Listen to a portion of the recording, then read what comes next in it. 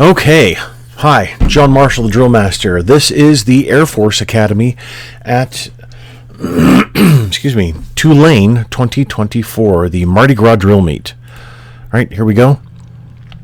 My computer's been lagging a bit this morning, so, all right, Commander, why did you give that? You just had them fall in. What do you do when you first fall in? What's the first thing you do when you fall in? This, right here.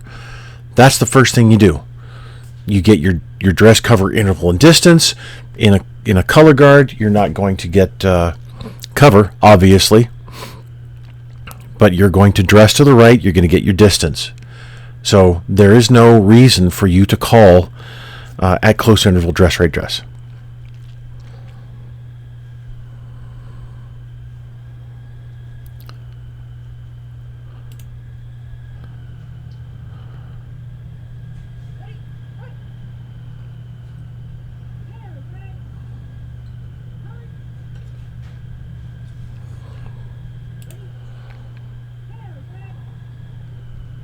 All right, so you've got to watch that.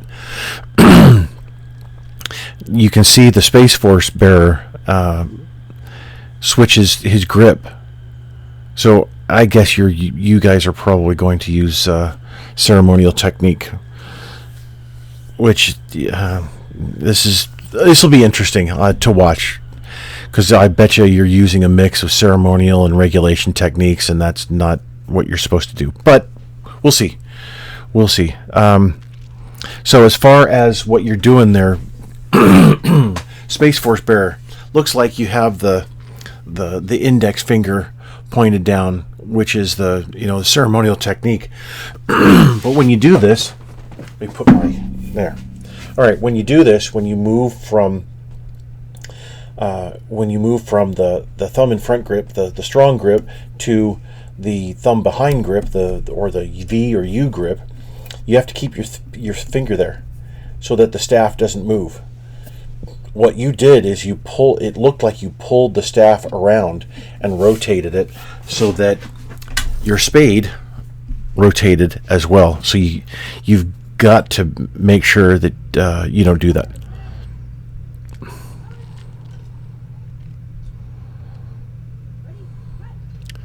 Elbows. Look at that elbow. Ooh, sticking way out there. Forearm isn't parallel, elbow isn't tucked either.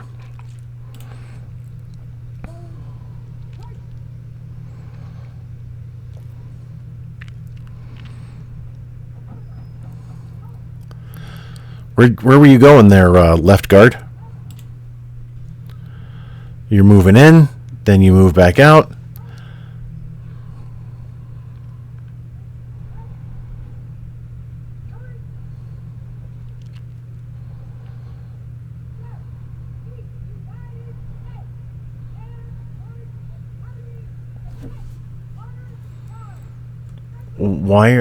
So did you both twist? So hold on. Are you both cutting the cake? We don't do that. You can follow the Marine Corps manual, but you don't cut the cake with the Air Force and the Space Force colors. Never.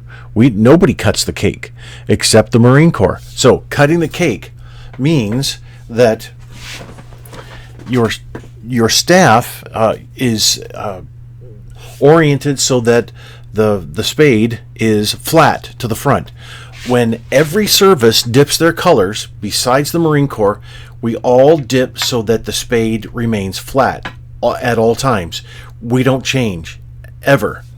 When the Marine Corps dips, the Marine Corps color bearer will twist the staff, will rotate the staff so that the spade looks like this. It comes forward and finishes so that it's the blade edge forward instead of the flat edge. So if you both twisted, that's called cutting the cake in the Marine Corps. If you both twisted your color, then you're wrong, and you should have been docked points for that. But the judges don't know what they're looking at, so.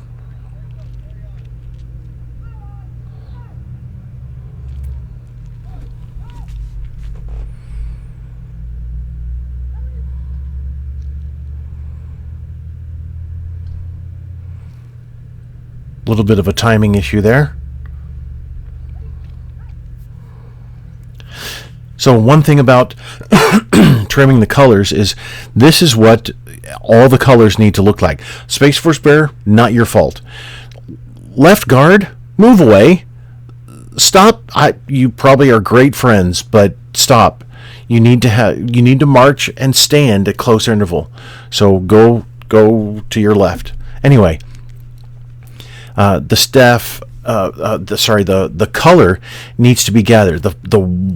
The bad thing about competition is that everybody is expected to do everything exactly the same all the time, in sequence, period. All synchronized, everything done, everything's supposed to be perfect. Well, trimming your colors is an individual color bearer thing. You're going to reach up, and you're not going to bring your hand way out and then up. You reach up, gather your color, and if you need to pull it out like the Space Force Bearer should have done in any other situation other than a competition. I understand why he didn't do this. Should have pulled the flag out, pushed it behind him, and then made sure that the flag, just, you can see it by both of the U.S. and the Air Force Bearer here, doing fine. Space Force Bearer, not. I understand the situation. You should take your time to gather the flag underneath your right arm to the right of the staff, but you just can't do it in this situation. So I get it.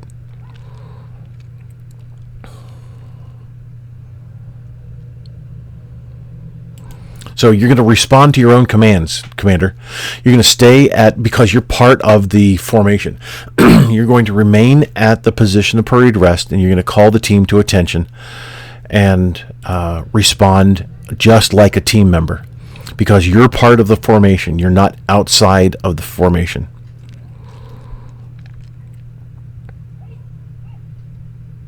Good.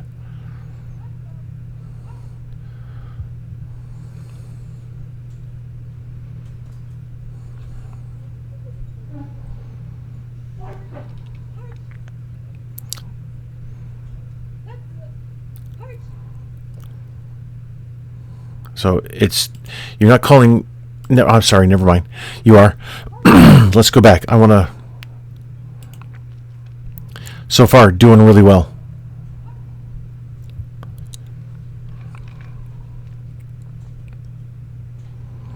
So, right rifle guard lagging a bit behind, causing a little bit of a lip there. 1, 2, 3, 4, 5, 6, 7, 8. Good. And you did 16 for the about. Timing here just isn't exact. The team's not moving as one unit all the time. It's more.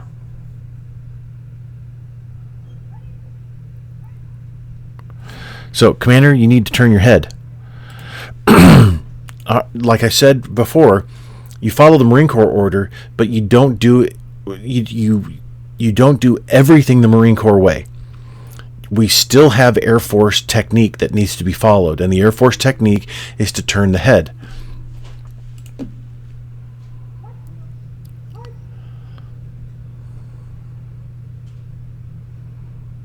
Nice job. Now that movement there off from the wheel was good.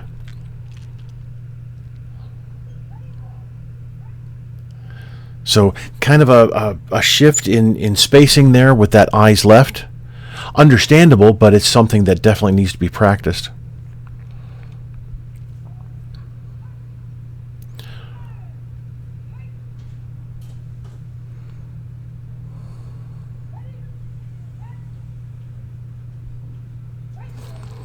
So eyes right called on eyes right left called on the right foot.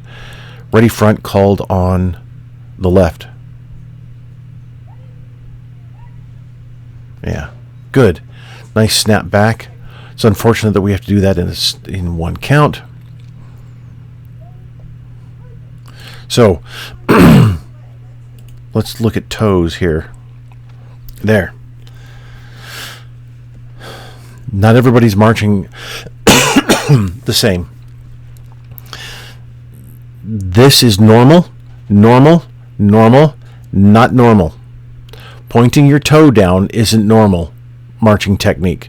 This is fine, although it's a little bit farther out. But then again, you're stepping back, so never mind. The rotation point is on the middle cadet there, the Air Force bearer. So don't point your toes. You look completely different from the rest of the team, and that should have been noticed and knocked out of you early on. Anyway, so marching in place requires a half step. Requires the foot to clear the marching surface. That's it. Just clear it. Just like a full step, a quick time step. For the Air Force, the 24-inch step, 12-inch step, half step, just clear the marching surface. A mark time step, a marching in place step, requires the ball of the foot to come 2 inches off the marching surface. So, like I was saying, you're going to follow the Marine Corps order as far as color guard is concerned, but you still have the requirements of the Air Force to follow. And one of those requirements, besides the head turn of the commander, either direction, is the mark time step. And that mark time step then, again, 4 inches, for the ball of the foot off the marching surface. Well, what does that equate to the toe? It equates to something like an inch off the marching surface. So your feet are much too high for marching in place.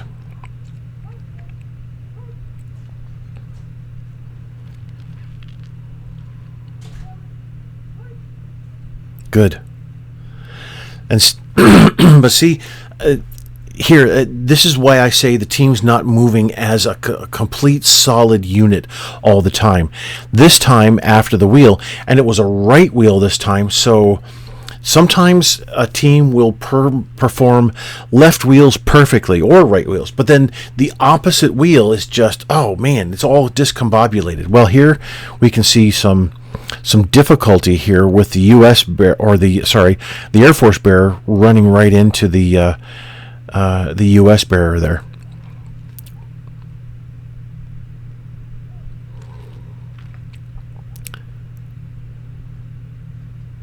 Oh, that was a shame. And again, with that reach back, that's not what you're supposed to do. It's reach up, not back.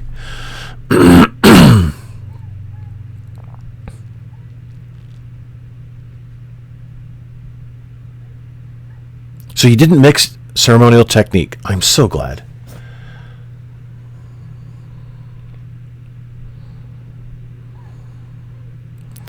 Nice timing, rifles. Well done.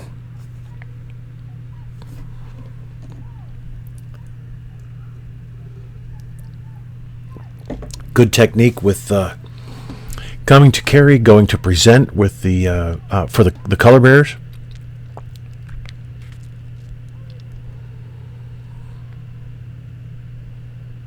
A little too high, right rifle guard. Should be 3 inches off the marching surface.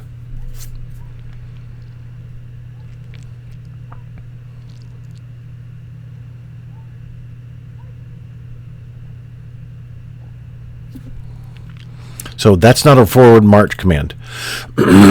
Forward march would have been everybody marches forward. You can say step or ready step. This is every left off, and perfect. Well done. Excellent. You did it just fine, and I'm really glad you went to port.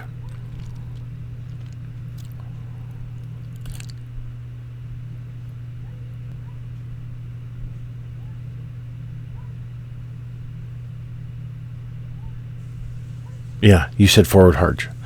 So left, left, and left.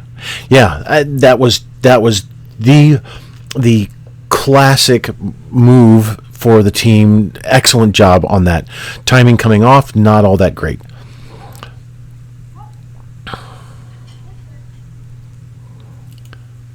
Good job. Really, really good job. I very much appreciate the performance there. But step or ready step is for every left off. But nice job, really. That was good, Air Force Academy. All right, thanks.